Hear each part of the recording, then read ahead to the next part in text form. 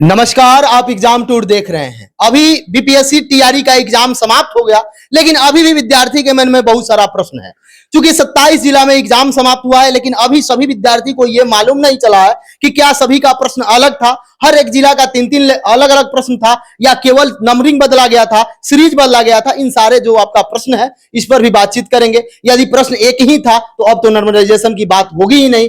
शशि शरण सर है मेरे साथ, सब कुछ जानेंगे। जीएस का अलग एनालिसिस करेंगे, अभी हिंदी पर चर्चा करेंगे। सर, आपका स्वागत है एग्जाम। बहुत शुक्रिया, बहुत धन्यवाद। सर, पहला विद्यार्थी के मन में जो कल देने वाले एग्जाम है, उनके मन में ये चल रहा है कि क्या सीरीज सबका सेम था, प्रश्न सबका सेम था, या अलग अलग था हर जिला? देखिए, सवाल यह है कि अभी तक इसकी क्रिस्टल क्लैरिटी नहीं हो पाई। हमारे पास जितने बच्चों ने प्रश्न पेपर को भेजा है, हमने मिलाया तो ऊपर नीचे ही था। कोई आई आया, कोई जे आया, कोई के आया, कोई एल आया, इसी हिसाब से सीरीज आ रही है। तो अभी तक जो जानकारी मेरे पास आई है, उस जानकारी के अनुसार जो है बीपीएससी ने बाउंसर फेंक दिया है, और बीपीएससी के बाउंसर में सब लोग हिट विकेट आउट हो गए हैं। और मुझे ऐसा लग रहा है कि प्रश्न पत्र जो है एक ही है। जब तक कोई आधिकारिक रूप से सूचना नहीं आ जाती है कि हाँ भाई, हमने इन जिलों में ये सेट दिया है, इन जिलों में वो सेट दिया है, जितना बच्चों ने हमें भेजा है, या आपके पास कोई जानकारी होता है आप बता दें। हमारी जानकारी के अनुसार जो है वही एक पैटर्न मुझे अभी दिख रहा है, जो पिछली बार था उसी तरह से पेपर रहा है। सुबह में भी जब उनका इंटरव्यू चल रहा था अध्यक्ष सर का, तो वो बोल रहे थे कि वहीं रहेगा, लेकिन अभी तक आप बता रहे हैं कि बाउंसर फेंका गया। क्या उम्मीद किया जाए आने वाला समय में भी यही पैटर्न रहेगा?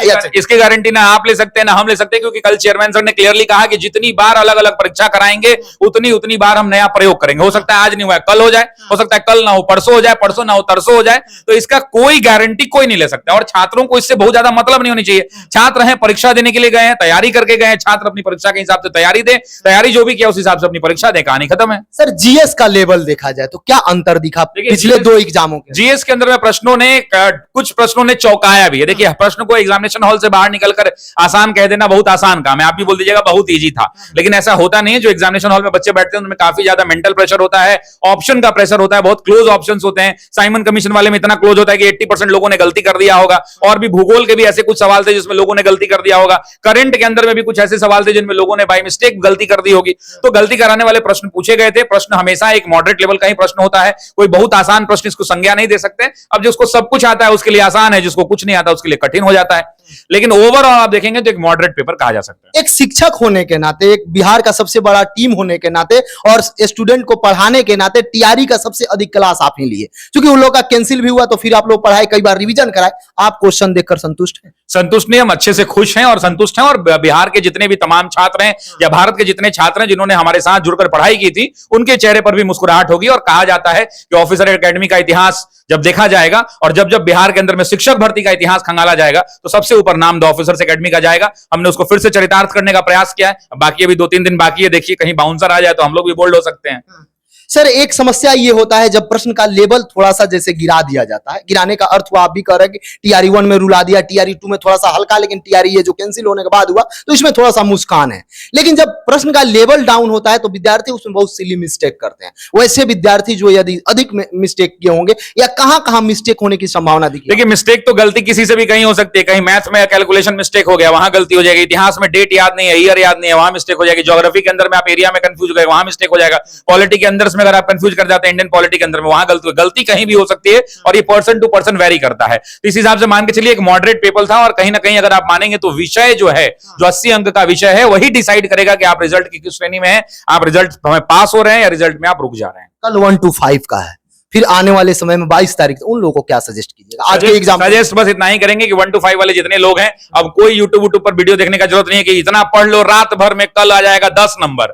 ये सब करने का कोई जरूरत नहीं है। बढ़िया से खा पी के सोने की आवश्यकता है, और कोई इधर उधर करने की जरूरत नहीं। यूट्यूब का बहुत पॉजिटिव इस्तेमाल कीजिए, अच्छी चीजें देखिए, लेकिन ये देख के कि रात भर लट लो कल लड़ जाएगा, ये सब करने की कोई आवश्यकता नहीं। जितना आपने नितांत पढ़ाई करा है वो काफी अच्छा पढ़ा है, इससे ज्यादा आपको पढ़ने की आवश्यकता नहीं है। आप ऊपर वाले पर भरोसा रखिए, अपनी मेहनत पर भरोसा रखिए, सफलता जरूर मिलेगी आपको। एक एक सब्जेक्ट पर बातचीत करेंगे। हिंदी वाले सर हैं, सर से जानेंगे। सर, हिंदी में कहां सबसे ज्यादा वेरिएशन देखने को मिला? देखिए, सबसे बड़ी बात जो एक तकनीकी त्रुटि है कि बीपीएससी ने जो सिलेबस निर्धारित किया, उस सिलेबस में बहुत अस्पष्टता है। और इस कारण से जो अभ्यर्थी हैं उनके सामने यह चुनौती है। हम शिक्षकों के सामने भी यह चुनौती रही, लेकिन चूंकि हम लोगों ने इस पर बाकायदा रिसर्च किया, एनालिसिस किया, और अपने रिसर्च और एनालिसिस के आधार पर हम लोगों ने जो एक सिलेबस डिजाइन किया था, हमें क्या पढ़ाना है, तो हम लोगों ने जो सिलेबस डिजाइन किया वो काफी वैज्ञानिक था। बहुत साइंटिफिक सिद्ध हुआ। और ये TRE 1 चाहे TRE 2, TRE 3 जो कैंसिल हो गया और इसका री एग्जामिनेशन हुआ, इन सारे परीक्षाओं में हम लोगों के द्वारा जो निर्धारित सिलेबस था उस सिलेबस की वैज्ञानिकता सिद्ध हो गई। उसमें हम लोगों ने खास करके हिंदी विषय में क्या किया था कि हिंदी विषय का एक जो क्षेत्र है भाषा का, उसको हम लोगों ने बिल्कुल अलग रखा, अलग कर दिए थे। साहित्य के क्षेत्र को हम लोगों ने बिल्कुल अलग रखा, व्याकरण को हम लोगों ने अलग रखा, और काव्य शास्त्र उसको हम लोगों ने अलग रखा।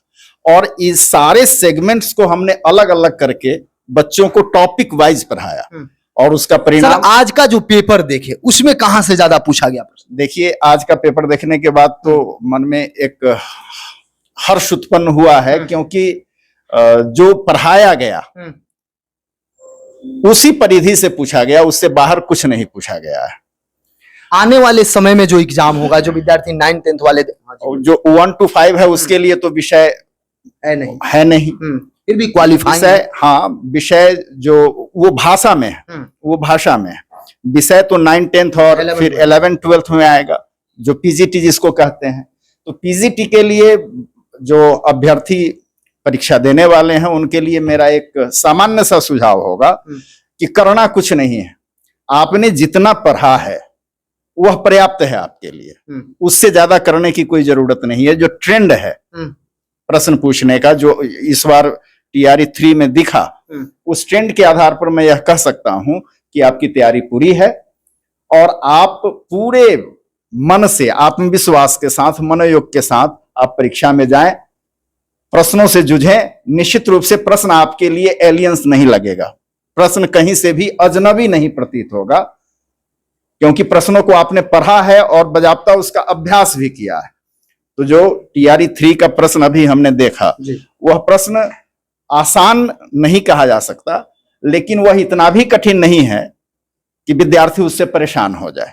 तो आपको आगे के लिए परेशान होने की जरूरत नहीं। बचाव के लिए क्या करेंगे 9 10th वाले, 11 12 एक आध दो टॉपिक या कुछ ऐसा? जैसे देखिए, अभी इस बार का जो पेपर है, इस बार के पेपर में ये तो 6 to 8 का था, तो इस पेपर में क्या किया है, जो प्रश्न आया है उसमें जो भाषा का व्याकरण पक्ष है, व्याकरण पक्ष से ज्यादा प्रश्न उठाया है, और जो साहित्य का पक्ष है उस साहित्य से पक्ष से केवल आपसे अपेक्षा की गई है कि आपको साहित्य के पक्ष की सामान्य जानकारी हो, कुछ इसी ढंग का, जैसे इस रचना का रचनाकार कौन है, तो एक सामान्य समझ हो रचनाओं के संदर्भ में, साहित्य रचनाओं के संदर्भ में।